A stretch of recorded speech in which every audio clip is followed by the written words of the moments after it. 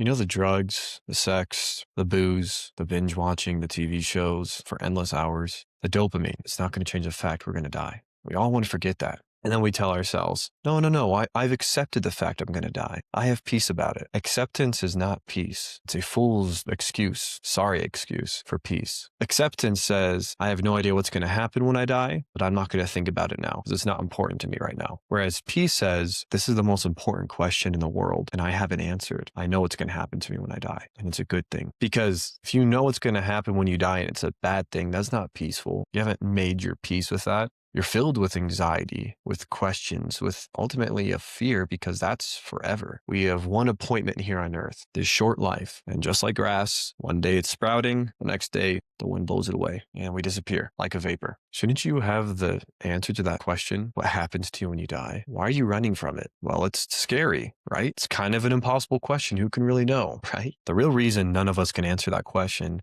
truthfully is because none of us have the authority to. None of us have the authority over death and life. We didn't create it. So it seems like the only way you could actually have true peace about what happens to you after you die is if you can hold on to a third party, if you will, an outside source that is authoritative on the reality of life and death. And you see, my friend, that is faith. It's not blind. It's trusting in an authority outside of yourself to take care of the things you can't control. And it's not with a lack of evidence. It's based on the evidence that you trust this outside source, this authority that is outside of you. And that's why I have peace about death, because I have faith, trust based on evidence that the man and God, Jesus Christ, has power over life and death. And it actually changed my life when I first believed that. And you can have that too. A peace that passes understanding. Because I really have no grounds to understand or conceptualize what happens after I die. Don't you want that? And maybe your answer is yes. Yes, you do want that. But you just don't know if it's in Christianity. You don't know if it's in Jesus. You don't know if there's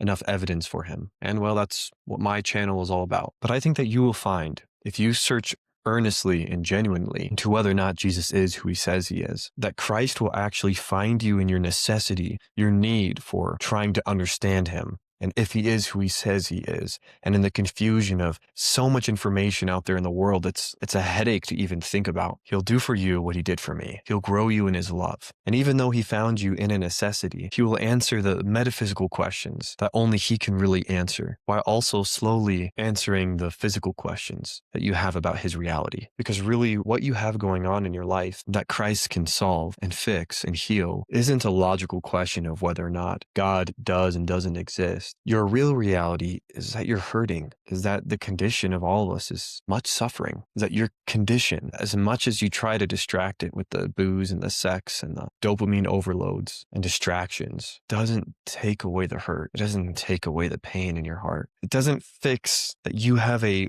burden for something you don't even know, yearning in your soul.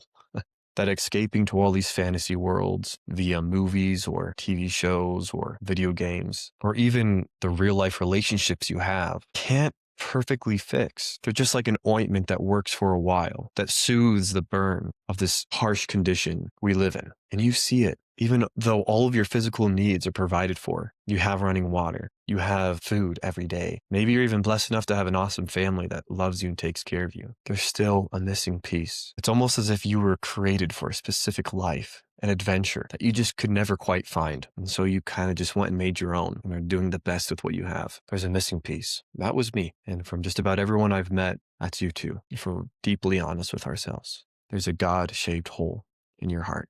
And Christ can complete it and give you peace about what happens after you die. Peace on earth, not lack of suffering, but peace in the midst of suffering. That in that relationship you start with Christ, he will be faithful to you and the promises he makes as your God. Open your broken heart to the only one who can truly heal it, Jesus Christ.